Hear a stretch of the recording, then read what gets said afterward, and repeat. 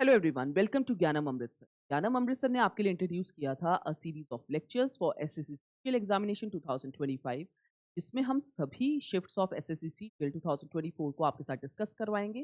साथ ही साथ corresponding question answers आपके साथ डिस्कस करवाएंगे। इससे आपको अंदाजा रहेगा सिमिलर पैटर्न के ऊपर नए एग्जामिनेशन क्या क्वेश्चन आपके लिए बन सकते हैं। अगर आप एसएससी सीजीएल एस्पिरेंट हैं 2025 के, तो आपके लिए गुड न्यूज़ रहेगी दैट आपका रिवाइज्ड कैलेंडर ऑलरेडी आउट हो चुका है, जिसके अकॉर्डिंगली एसएससी की नोटिफिकेशन आउट होगी the month of June and उसकी फर्स्ट टायर रहेगा इन द मंथ ऑफ अगस्त। तो आज से भी अगर आप चेक करें तो आपके पास टेंटेटिवली 3 मंथ्स हैं फॉर द प्रिपरेशन।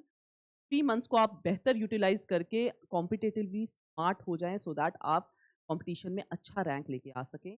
हमारी कोशिश भी रहेगी कि हम ऑनलाइन आपको वीडियोस प्रोवाइड करें सो दैट आपकी हेल्प हो जाए in the revision of some subjects. Start करते हैं विद द पार्ट 7। अगर आपने पार्ट 1 to 6 ऑलरेडी नहीं देखे तो वो भी आप जरूर चेक। स्टार्ट करते हैं with the first question. What kind of radiation is absorbed by the ozone layer? Ozone layer के द्वारा कौन सी रेडिएशन ऑब्जॉर्ब की जाती है? यहाँ पे आपका आंसर रहेगा यूवी रेस जो है वो अब्सॉर्ब की जाती है बाय द ओजोन लेयर। कई बार ओजोन लेयर के ऊपर और भी क्वेश्चंस आपके एग्जामिनेशन में देखने को मिलते हैं, जैसे कि O3 से ओजोन लेयर एक्चुअल में कंपोजिशन क्या रहती है? केमिकल कंपोजिशन O3 रहती है, यानी ऑक्सीजन के 3 मॉलिक्यूल्स ज्वाइन करते हैं।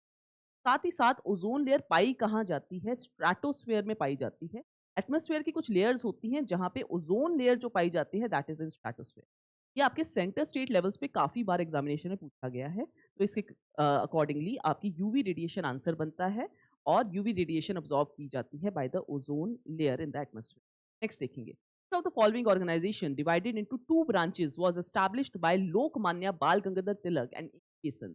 इजी क्वेश्चन माना जाएगा बिकॉज अगर आपने मॉडर्न हिस्ट्री ध्यान से देखी है तो वहां पे बाल गंगाधर तिलक एंड एनी बेसंत एक मूवमेंट और एक ऑर्गेनाइजेशन जो बनाती है collectively 1960, that is home rule league. और साथ ही साथ होम रूल मूवमेंट हमारे देश में स्टार्ट हो जाती है 1960। दोनों ही freedom fighters, strong freedom fighters जो हैं, ये एक मूवमेंट प्लस एक लीग के साथ ज्वाइन करेंगे, that is home rule league. ये स्टार्ट करेंगे, हाँ ये अलग अलग जगहों पे स्टार्ट करेंगे। बेलगांव में जो स्टार्ट करेंगे वो तिलक जी स्टार्ट करेंगे, और इन्हीं बेसन जो है वो मद्रास में लीग को स्टार्ट करेंगे, और इनको क्रेडिट जाएगा होम रूल मूवमेंट को एस्टैब्लिश करने का throughout the country. Next देखेंगे। Which of the following years did India not host the ICC world cup tournament? कौन से ईयर में नहीं उन्होंने होस्ट किया? ये क्वेश्चन है, आपका आंसर रहेगा 1983 में होस्ट नहीं किया। इसका मतलब बाकी सारे ईयर्स में उन्होंने होस्ट किया। इंडिया ने total at present 4 world cup जो हैं होस्ट किए हैं। आपका आंसर रहेगा 1987 में होस्ट किया है, 1996 में, 2011 में, 2023 में। यहाँ पे आईसीसी वर्ल्ड कप्स होस्ट हुए हैं इंडिया के अंदर, और 1983 गलत आंसर है, तो आपको गलत मार्क करना। नेक्स्ट देखेंगे। Match the following books with the respective authors. Books and authors को हमने मैच करना है, और ये बुक्स बहुत ही फेमस है, मिडीवल हिस्ट्री की बुक्स हैं। हम ये सारी बुक्स आपको अपने डिटेल्ड लेक्चर्स में करवाते हैं। ताजुल मसीर जो है, यहाँ पे आपका आंसर बनेगा हसन निजामी, यानी कि आपका ए में 2 आ जाना चाहिए। देखा जाए तो आप एक ही बुक से आंसर मार्क कर सकते हैं, फिर भी हम नेक्स्ट पे चलेंगे। खजाए फतूह जो है दैट विल बी अमीर खुसरो के द्वारा। इस बुक के अंदर अलाउद्दीन खलजी की भी कुछ डिटेल्स दे रखी हैं। फिर देखते हैं दैट इज तारीख फिरोज शाही। तो तारीख फिरोज शाही बहुत ही फेमस बुक है, बरानी के द्वारा है। तो यहाँ पे आपका, अगर आपको एक भी बुक आ जाए तो आपका आंसर उसमें से बन जाता है। आप देखेंगे, अगर मुझे एक भी बुक, लेट से आपको C3 भी आ गया है कि सी के साथ 3 मैच करना है, दैट इज और 3 मैच कर रहे हैं, तो आपका आंसर इसमें बन जाता है। बहुत ही इजी क्वेश्चन है, ध्यान रखें। आपको इस तरह से एलिमिनेशन मेथड से भी आप बहुत इजीली क्वेश्चन को मार्क कर पाएंगे। नेक्स्ट देखेंगे। Which of the following options is mostly caused by the overpopulation? Overpopulation की वजह से क्या हो सकता है? अगर हम फर्स्ट ऑप्शन देखें, land and other renewable resources are under pressure, definitely correct बात। अगर ओवर पॉपुलेशन होगी तो लैंड भी अंडर प्रेशर आ जाएगा, साथ ही साथ रिन्यूएबल रिसोर्सेज जो होते हैं वो भी ज्यादा यूज होने स्टार्ट हो जाएंगे, तो अंडर प्रेशर है। तो अगर आप बाकी ऑप्शंस ना भी देखें तो यहाँ पे आपका आंसर बन जाता है land and other renewable resources जो हैं वो अंडर प्रेशर रहेंगे, बिकॉज ओवर पॉपुलेशन उसको ज्यादा इस्तेमाल करेगी। नेक्स्ट देखें। Which of the following types of direct tax collection increased as on 10th Feb 2023 budget? 2023 की बात कर रहे हैं, आप 2024 का भी जरूर आप चेक करके जाएं। यहाँ पे आपका आंसर बनता है, डायरेक्ट टैक्स की बात कर दी है। डायरेक्ट टैक्स में मेजर टैक्स एक रहता है इनकम टैक्स, तो आपका आंसर यहाँ पे बनता है इनकम टैक्स रहता है। इसी प्रकार से 2024 में भी अगर कोई बहुत ज्यादा अच्छा चेंज हुआ है इन द बजट तो आपको आना चाहिए। नेक्स्ट देखेंगे। Palladium on barium sulphate is also known as, it is known as Rosenmund catalyst. This is a famous, ये एक बहुत ही फेमस चीज़ यहाँ पे बनती है, उसका हम आगे जाके ज़िक्र करेंगे। एल्डिहाइड्स बनते हैं। यहाँ पे रोज़मेंट कैटालिस्ट कहा जाता है पैलेडियम ऑन बेरियम सल्फेट। यहाँ पे आपका रहेगा रोज़मेंट कैटालिस्ट। यहाँ पे देखिए, यहाँ पे इसकी डिटेल्स दे रखी हैं। Palladium on barium sulphate is known as Rosenmund catalyst. और बनता क्या है, लास्ट में जाके सिलेक्टिवली रिड्यूस्ड एल्डिहाइड्स बनते हैं। तो इसलिए ये फेमस रिएक्शन है, तो आपको आना चाहिए। Palladium on barium sulphate. Next देखिए, ebony and mahogany tree are found in which type of forest. तो ये अगर आप ज्योग्राफी का आप अच्छे से जो है अपना रिवाइज करें कॉन्सेप्ट, तो आपको पता होगा। Ebony and mahogany tropical evergreen forest के साथ कनेक्टेड हैं। ट्रॉपिकल एवरग्रीन फॉरेस्ट जो हैं उनको ट्रॉपिकल रेन फॉरेस्ट भी कहा जाता है। तो फॉरेस्ट टाइप्स बात करें, ट्रीज कौन से ग्रो होंगे, इस प्रकार से आपको इस तरह से भी याद करना है अपने डिटेल्ड लेक्चर्स। नेक्स्ट देखिए, विच party form the government in Britain in the year 1945। देखिए ये साल इसलिए इंपॉर्टेंट है बिकॉज इसके बाद हमारा देश जो है वो आज़ाद होने की तरफ था। तो यहाँ पे लेबर पार्टी है, वो उसने एक बार फॉर्म की थी पार्टी इन द ब्रिटेन। और साथ ही साथ प्राइम मिनिस्टर कौन बन के आ गए थे, एटली बन के आ गए थे। तो आपको याद होगा लास्ट में आके 1947 में एटली की अनाउंसमेंट। तो एटली उस टाइम पे लेबर पार्टी को बिलोंग करते हैं और वो प्राइम मिनिस्टर बन के आएंगे जब हमारा देश आज़ादी की तरफ मूव कर रहा है। नेक्स्ट देखें, when was the duty free tariff preference scheme for least developed countries announced by India. तो ये काफ़ी पुरानी बात है लेकिन आपको आना चाहिए। 2008 के अंदर एक ऐसी इंट्रोड्यूस की गई थी ड्यूटी फ्री टैरिफ प्रेफरेंस, जिसका मतलब है बहुत ही जो लीस्ट डेवलप्ड, जो कंट्रीज बहुत कम डेवलप्ड हैं, उनके लिए थोड़ी सी मार्केट स्पेस बनाने के लिए उन्होंने 2008 के अंदर इसको डेवलप किया था। This initiative followed by the WTO Hong Kong ministerial declaration 2005 के बाद एक डिक्लेरेशन आई थी, जिसके बाद इंडिया ने 2008 के अंदर इसको अपनाया था। नेक्स्ट देखें, which ghazal singer was conferred with the prestigious Dinanath Mangeshkar award April 2020। तो ये पुराना अवार्ड है, आपको इसी प्रकार से नया अवार्ड भी आना चाहिए। उस समय पे पंकज उदास जी को ये अवार्ड मिला था। अगर हम लेटेस्ट बात करें, अगर आपको पता होना चाहिए, लेटेस्ट भी आना चाहिए, 2025 के अंदर Lata Dinanath Mangeshkar award is given to Kumar Mangalam Birla ji. तो आपको पता होना चाहिए 2023 का तो चलो पिछले एग्जामिनेशन का रहा, 2025 का भी आपको आना चाहिए। कुमार मंगलम बिरला जी इंडिविजुअल लेवल पे कोई पर्सन बहुत कंट्रीब्यूट कर रहा है इंडिया की तरफ, ग्रोथ की तरफ, डेवलपमेंट की तरफ, तो ये अवार्ड दिया जाता है। नेक्स्ट देखेंगे, in which year was the PM Ayushman Bharat health infrastructure mission launch. तो कौन से साल में ये मिशन लॉन्च हुआ आयुष्मान। देखा जाए तो आयुष्मान वर्ड से आपको थोड़ा सा अंदाजा रहना चाहिए, हेल्थ केयर की तरफ ये मिशन लॉन्च हुआ है। साल है आपका 2021 का। 2021 के साल में आयुष्मान वर्ड से आपको थोड़ा अंदाजा रहना चाहिए, हेल्थ केयर इंफ्रास्ट्रक्चर इंक्रीज ये प्रोजेक्ट क्रिएट किया। विच of the following categories does, now this is a difficult question. इस प्रकार के क्वेश्चन जब आते हैं तो आपको ध्यान रखना है, बायो में कई बार बहुत ही डिफिकल्ट आपको क्वेश्चन या उसकी स्पीशीज या उसके बारे में पूछ लिया जाता है। एटलीस्ट आपको प्रीवियस ईयर क्वेश्चन उसमें आने चाहिए। कोइनेलोक्स जो है बिलोंग टू विच कैटेगरी, तो यहाँ पे आने चाहिए आंसर आपका डाइनोफ्लैजेलेट्स। अब बहुत ज्यादा इन डेप्थ इसमें स्टडी का मैं सजेस्ट नहीं करती स्टूडेंट्स को, आपको सिर्फ और सिर्फ एटलीस्ट उतना आना चाहिए, बेसिक आपको चीजें आनी चाहिए बायो के रिगार्डिंग। साथ ही साथ आपको प्रीवियस ईयर क्वेश्चन सारे आने, इतना आपको जरूर करना है। तो डाइनोफ्लैजेलेट इसमें आंसर रहेगा। विच ऑफ द फॉलोइंग कैटेगरी, ये जो है बिलोंग किसको करता है, डाइनोफ्लैजेलेट्स। डाइनोफ्लैजेलेट्स अपने आप में प्रोटिस्ट होते हैं और रेड सी, रेड टाइड्स के लिए जिम्मेवार होते हैं। रेड टाइड्स इस प्रकार से जो है वो जिम्मेवार उसके लिए गाइनोलक्स करके ये जो स्पीशीज है वो रहती है, टॉक्सिन्स भी प्रोड्यूस करती है जी। तो ये कुछ आपको डिटेल्स आनी चाहिए, एटलीस्ट इतना आपको आ जाना चाहिए। नेक्स्ट देखेंगे, Valabhi a city of ancient India was capital of, ये हम अपने एंशियंट हिस्ट्री में करते हैं, स्टिल आपको मैं यहाँ पे करवा देती हूँ। मैत्रा का जो है, जो गुजरात के परस्पेक्टिव में उस एरिया में जहाँ पे एट प्रेजेंट हमारा गुजरात है, वहाँ पे ये डायनेस्टी मैत्रा का होती थी और उनकी कैपिटल जो है वो वलाभी रहती। तो इस प्रकार से आप देखें, ये एरिया मैत्राकास का है और ये जो है वलाभी उसके कैपिटल रहता।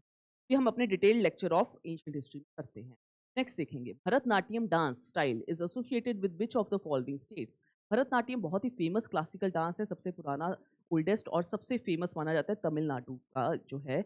कि आपको क्लासिकल डांस स्टाइल्स का 8 to 9 डांस स्टाइल्स हैं, वो तो आपको डेफिनेटली आने चाहिए, चाहे सेंटर का एग्जामिनेशन दे रहे हैं या स्टेट का। तो ये अपने एक आपके लिए चार्ट बनाया है जिसमें मेजर जितने भी हमारे 8 तक, अब ध्यान रखें मैं क्यों 8 या 9 कह रही हूँ, बिकॉज 6 जो है लास्ट एडेड जो है, कई बार हम कहते हैं इसको कि ये क्लासिकल है, कई बार फोक डांस भी माना जाता है, तो एटलीस्ट 8 तो है ही है। भरतनाट्यम तमिलनाडु, ये तो हम लोगों को पता ही होना चाहिए। कथक उत्तर प्रदेश, कथकली केरला, उड़ीसी तो आप नाम से ही समझ जाएँगे उड़ीसा, मणिपुरी भी नाम से समझ जाएँगे मणिपुर, कुचिपुड़ी आंध्र प्रदेश, मोहिनीअट्टम केरला, सात्रिया असम, सात्रिया लास्ट एडेड माना जाता है और छौ जो है कई लोग आज भी उसको फ़ोक डांस के तौर पे फ़ेमस करते हैं, कई लोग क्लासिकल में मानते हैं। वो 3 स्टेट्स में जो है प्रैक्टिस किया जाता है उड़ीसा, झारखंड एंड वेस्ट बंगाल। तो ये तो बहुत ही फ़ेमस क्लासिकल डांसेस हैं जिसका आपको ज़रूर अंदाज़ा रहना चाहिए एग्ज़ामिनेशन में जाने से पहले। नेक्स्ट देखेंगे which type of radiations has very short wavelength produced by the nuclear explosions, lightning and less dramatic activity of radioactive decay। तो ये आपको जरूर आना चाहिए, इजी क्वेश्चन है। यहाँ पे गामा रेज है, आपको कहाँ से अंदाजा लगेगा, आपको वेरी शॉर्ट वेवलेंथ से अंदाजा लगेगा। तो सबसे शॉर्ट वेवलेंथ किसकी है, फ्रीक्वेंसी जिसकी सबसे ज्यादा है वो गामा रेज होती है। साथ ही साथ आपको ये भी पता होना चाहिए, हालांकि ये जो है इससे आपको बहुत ज्यादा अंदाजा नहीं रहेगा, -3 के बाद बहुत सारी होती है, तो कोई बात नहीं। यहाँ पे इंफ्रारेड जो है इसकी तो जो है वेवलेंथ हायर साइड पे रहती है, माइक्रोवेव्स की भी हाई साइड पे रहती है। अल्ट्रा वायलेट और इसमें आपको कंफ्यूजन है, तो आपको अंदाजा कैसे लगाना है कि वो कैसे निकल रही है। Produced by nuclear explosion, lightning and dramatic activity of radio active, इससे अंदाजा लग जाएगा कि आपका आंसर गामा ही होना।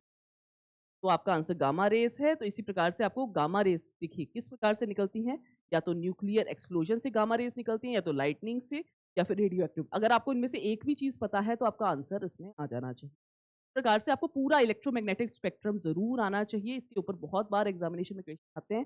फिजिक्स में अपने डिटेल्ड लेक्चर में हम ज़रूर इसको करवाते हैं, इलेक्ट्रोमैग्नेटिक स्पेक्ट्रम। नेक्स्ट देखिए, विच of the following pairs do not share any border, कौन सी ऐसा पेयर है जो बॉर्डर शेयर नहीं करता। यहाँ पे आपका आंसर रहेगा भूटान और मेघालय बॉर्डर शेयर नहीं करता। आपको हम यहाँ से ही मैप से दिखा देंगे। देखिए ये है भूटान और ये है मेघालय, ये आपस में बॉर्डर शेयर नहीं कर रहे। अगर हम पहले की बात करें, भूटान अरुणाचल प्रदेश के साथ बॉर्डर शेयर कर रहा है, वेस्ट बंगाल के साथ वो बॉर्डर शेयर कर रहा है, और साथ ही साथ असम के साथ भी बॉर्डर शेयर कर रहा है, लेकिन मेघालय के साथ शेयर कर रहा है। आपको नॉर्थ ईस्टर्न स्टेट्स का थोड़ा सा अंदाजा रहना चाहिए।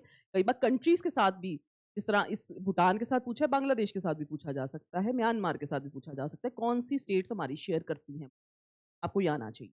नेक्स्ट देखिए, on which of the following dates does India celebrate its constitution day. Easy question है, कॉन्स्टिट्यूशन डे तो आप सबको पता है, जब हमारा संविधान कंप्लीट हुआ था 26 नवंबर। अब हम बहुत अच्छे से इसको याद करते हैं जब हम पॉलिटिकल लेक्चर करते हैं। 26 नवंबर को हमारा संविधान कंप्लीट हुआ था, लेकिन हमने 2 मंथ्स वेट की, बिकॉज हम 26 जनवरी की इंपॉर्टेंस बनाए रखना चाहते हैं। नेक्स्ट देखिए, the organization that controller and auditor general heads is known as Indian audits and account department को है। कैग जो है हमारे एक्सपेंसेस और रेवेन्यूज को कहाँ पे एक्सपेंस हो रहा है उसके जो टॉप के हमारे ऑडिटर हैं वो कैग माने, ये अकाउंट्स को ध्यान देते हैं। तो एक्सपेंडिचर और रिसिप्ट्स को चेक करते हैं कि सही जगहों पे खर्चा हो रहा है। तो कैग जो है वो कस्टोडियन भी माने जाते हैं पब्लिक पर्स के। हम अपने पॉलिटी के डिटेल लेक्चर में इसको, because it is a constitutional body CAG जो है, तो इसको हम डिटेल में अच्छे से हैं। और आज के करंट हमारे कैग जो है श्री के संजय मूर्ति जी हैं। ये करंट भी आपको पता होना चाहिए, चेंज हुए हैं। नेक्स्ट देखेंगे,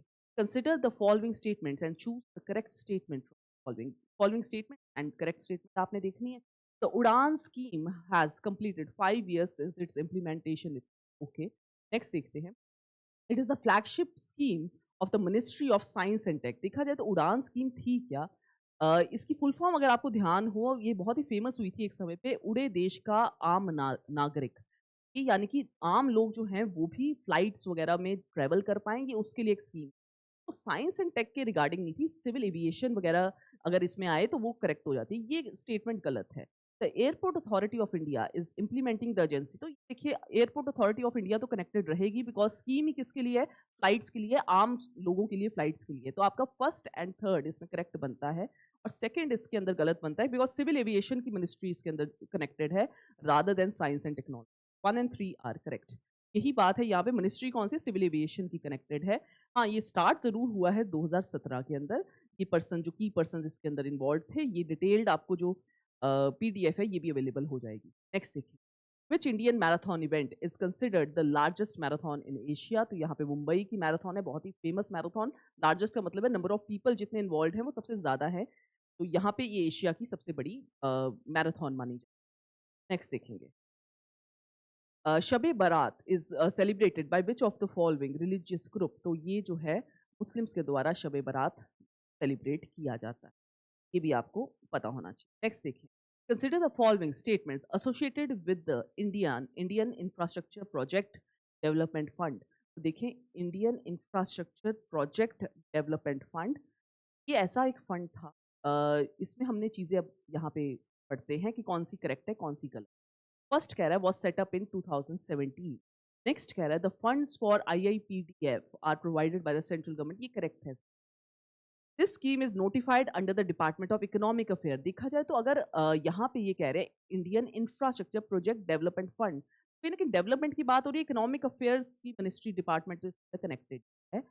अब इसमें से पूछ रहे हैं इसमें से इनकरेक्ट कौन सा है। एक्चुअल में ये स्कीम जो है ये इनकरेक्ट है। 2017 में नहीं, काफी पहले ही इंट्रोड्यूस हुई, 2007-8 में को लॉन्च कर दिया गया था। तो ये सिर्फ फर्स्ट स्टेटमेंट रॉन्ग है, बाकी दोनों स्टेटमेंट करेक्ट हैं। Funded by the central government as well as economic affairs की डिपार्टमेंट इसमें कनेक्टेड है। ये दोनों करेक्ट बात। हु अमंग द नेक्स्ट देखें, who among the following was one of the Navratna of Akbar. Easy question है, नवरत्न ऑफ द अकबर है। तानसेन जो है वो नवरत्न है, पता है। म्यूजिक के एक्सपर्ट माने गए हैं अपने समय के। तो आपको इसका मतलब है 9 के 9 नवरत्नों के नाम तो जरूर आने चाहिए एग्जामिनेशन पर्पस में। जैसे बीरबल आप सब जानते हैं, बीरबल का नाम बहुत ऑलरेडी आप सब जानते ही हैं, फेमस है। तानसेन म्यूजिक एक्सपर्ट, अबुल फजल जिन्होंने आगे जाके अकबरनामा भी लिखा है, फैजी जिन्होंने लीलावती और महाभारत को भी आगे ट्रांसलेट करेंगे पर्शियन भाषा। टोडरमल इनके फाइनेंस मिनिस्टर थे। राजा मान सिंह, ये राजा ऑफ अंबर थे, हल्दी घाटी की फाइट इन्होंने की है। अब्दुल रहीम खाने खाना, फकीर अजियुद्दीन और मुल्ला दो प्यार। तो इस एटलीस्ट आपको नाम जरूर पता होने चाहिए। इसमें साथ ही साथ डिटेल्स भी थी, फर्दर भी कई बार क्वेश्चन आ जाते हैं, तो आपको डिटेल्स भी आनी चाहिए, नाम भी जरूर आना चाहिए। नेक्स्ट देखेंगे, who has written the book fearless governance published in the January 2021 describing the stint as a governor. ये आपका बहुत ही फेमस पर्सन है, किरण बेदी जी ने किताब लिखी है फियरलेस गवर्नेंस। आपको यहाँ से भी अंदाजा हो जाएगा वो गवर्नर भी, और लास्ट में पुडुचेरी के गवर्नर थे। वहीं के उन्होंने जो चैलेंजेस फेस होते हैं एज अ गवर्नर बारे में उन्होंने, यहाँ पे आज हम कंप्लीट करते हैं विद द पार्ट 7। हम कोशिश करें जल्दी से जल्दी आपके लिए सारे 36 पार्ट्स हम अपनी प्रिपरेशन को आप स्ट्रॉन्ग रखें। मॉक टेस्ट की मदद से आप चेक करते रहें कि आपकी प्रिपरेशन अप टू पॉइंट है। हमारी कोशिश रहेगी हम ऑनलाइन वीडियोस के साथ आपको सपोर्ट